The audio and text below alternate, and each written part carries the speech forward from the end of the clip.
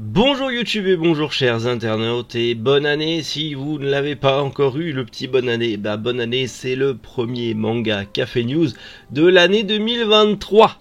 Oui, le premier, le tout premier. Et c'est le premier sommaire ultra croustifondant de 2023. Oui. Et on commence aujourd'hui avec des petits cadeaux spéciaux pour Yoon Mayuzuki chez Kana. Le manga Hirayatsumi arrive chez Le Lézard Noir. On a eu les leaks d'un tome 12 collector pour Chainsaw Man, le nouveau manga de Eri Tsuruyoshi, Eden Zero qui arrive dans son arc final, le roman Baccano adapté en manga, une nouvelle collection prête à porter l'Attaque des Titans chez Celio, et pour finir de nouvelles infos sur l'adaptation animée de Oshinoko. Allez, Manga Café News, eh bien c'est maintenant.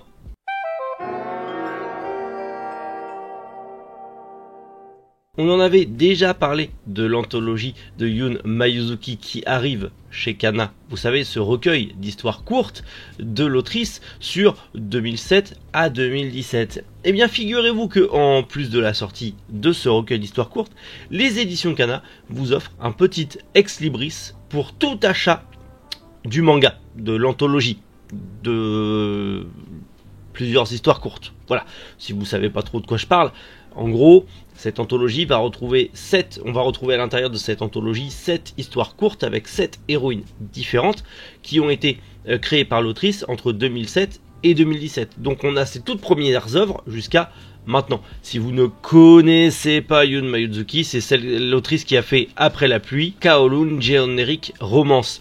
Donc c'est plutôt cool, c'est un petit cadeau qui tombe bien. Pour rappel, le manga lui sort le 13 janvier, donc c'est dans les librairies participantes dans la limite des stocks disponibles. Donc renseignez-vous bien auprès de vos libraires mais également auprès de vos revendeurs pour savoir si vous aurez le petit ex-libris en achetant le manga le 13 janvier. Le manga Hirayatsumi de Kengo Shinzo arrive chez Le Lézard Noir. Si vous connaissez pas Kengo Shinzo, c'est notamment l'auteur de Mauvaises Herbes, Tokyo Island Bros ou encore Summer of Life et bien d'autres.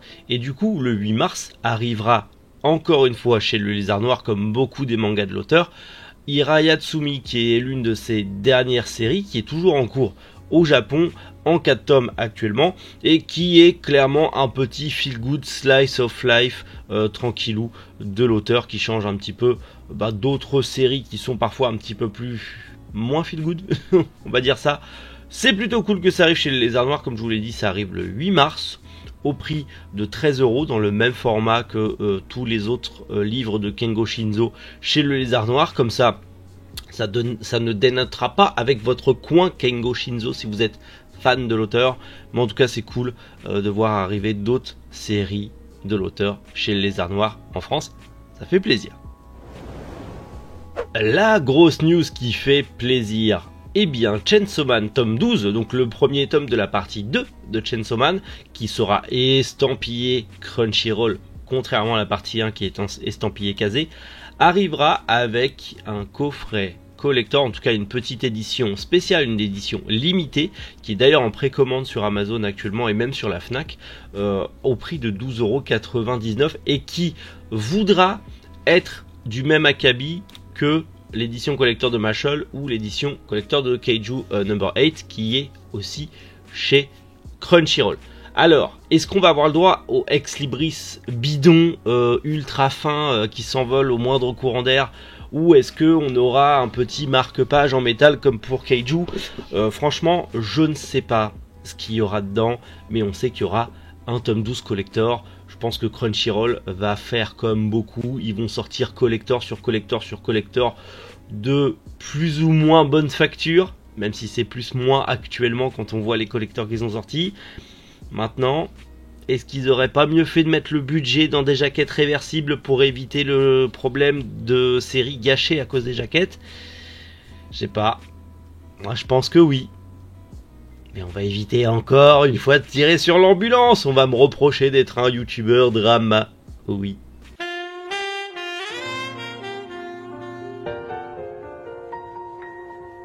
le nouveau manga d'Eri Tsuruyoshi, l'autrice de Blue Phobia, un one-shot disponible d'ailleurs chez Glénat que je vous conseille fortement, qui est très très cool. Eh bien, elle commence une nouvelle série au Japon, mais elle n'est que au dessin puisque le manga est écrit par Hajime Oshiro et c'est en prépublication actuelle dans le Ula Sunday de Shogakukan. Et pour faire simple, Chojin Kaimen serait une sorte de Kamen Rider, on va dire de Sentai, de Super Sentai, en tout cas de plus de Sentai, en tout cas de héros, qui du coup va devenir un démon pour protéger sa sœur des griffes d'un monstre.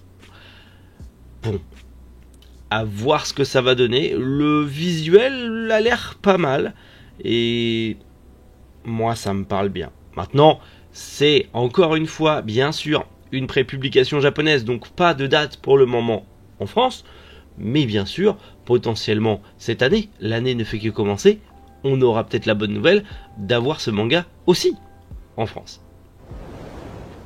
Eden Zero arrive dans son arc final. Lis Eden Zero.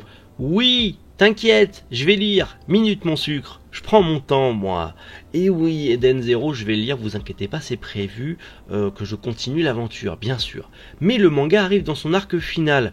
On vient de l'apprendre justement dans le dernier numéro du Weekly Shonen Magazine, le numéro de fin d'année, que justement le manga d'Hiro Mashima arrive vers sa conclusion, vers sa fin. Alors, en combien de tomes ça sera ? On ne sait pas trop. Faut savoir que le 24e tome est sorti au Japon en décembre dernier.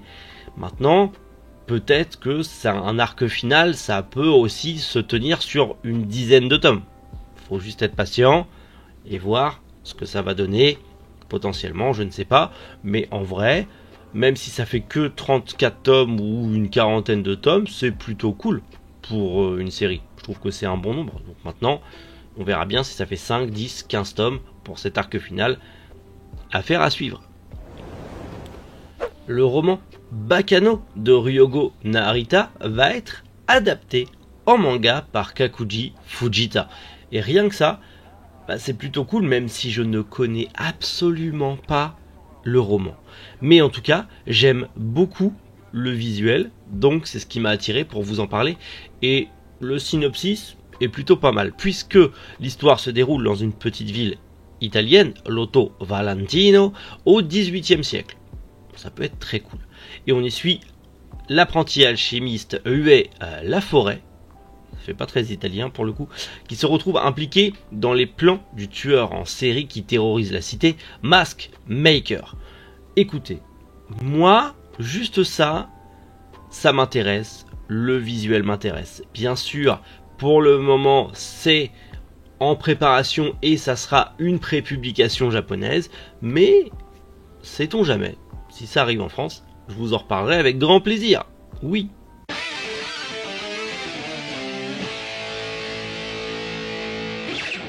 Après Jujutsu Kaisen, Seiyo lance une nouvelle collection, cette fois-ci sur l'attaque des titans. Il l'avait déjà fait auparavant.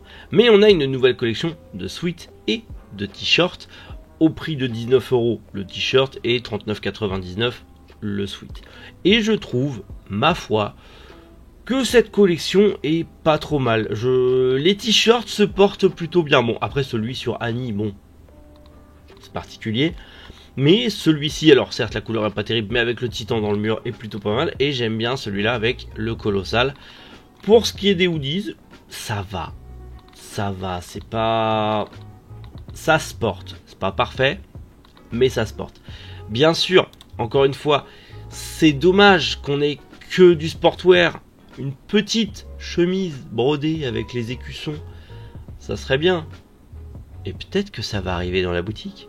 Ah, j'en profite, ils font des gammes de vêtements, je vais faire la mienne, vous inquiétez pas, je vais en parler aussi. Mais ça arrivera bientôt.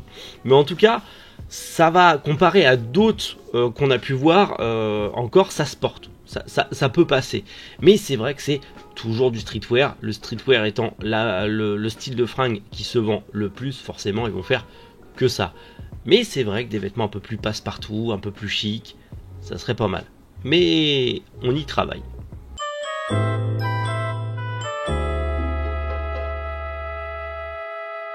on a de nouvelles infos pour l'adaptation animée du manga Oshinoko. On a une date, enfin, ça y est, on sait que ça arrivera en avril 2023 au Japon. Mais on a aussi une nouvelle bande-annonce. Oui, pour fêter ça, c'est une bande-annonce qui nous montre un petit peu plus ce qu'est Oshinoko, même si apparemment c'est beaucoup plus sombre que ce que ça montre. Mais en tout cas, on le sait, l'animé arrivera en avril 2023. Alors, je pense, vu le succès du manga, que ça sera sûrement en simulcast sur Crunchyroll. Il y a de fortes chances que ce soit en simulcast sur Crunchyroll. À moins que Mickey se jette dessus et que ça arrive sur Disney+. Et dans tous les cas, ça sera en simulcast sur des sites privés, entre guillemets, des sites de fansub. Mais en tout cas, avril 2023, ça sera Oshinoko en animé. Je vais essayer de découvrir Oshinoko en manga avant l'arrivée de l'animé pour justement pouvoir vous en parler. Et pourquoi pas, parce que la passion, en faire des reviews de cet animé, parce que ça sera un animé de saison.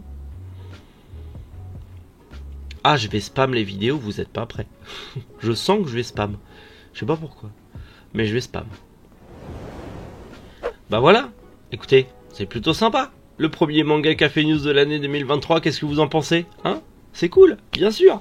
J'espère en tout cas que ça vous a plu et que vous avez apprécié les news d'aujourd'hui. Si vous les appréciez, bah vous me le dites en commentaire, comme d'hab, et on discute et on partage. C'est le but de la chaîne. On partage tous ensemble et surtout, prenez soin de vous et passez une excellente année, encore une fois 2023, que tous vos projets réussissent et que vous vous éclatiez, que vous vous amusez, que... Bref, plein de bonnes choses pour vous, je vous envoie plein de bonnes vibes, comme ça. Allez hop, je vous en envoie plein, là, je vous donne ma force, là. On lève les bras vers le ciel pour un gros Genkidama de bonheur et de joie pour 2023. J'ai craqué, faut que je décuve. Bref, prenez soin de vous. Et à demain pour un nouveau Manga Café News, c'était Méric. Bonjour, les internautes.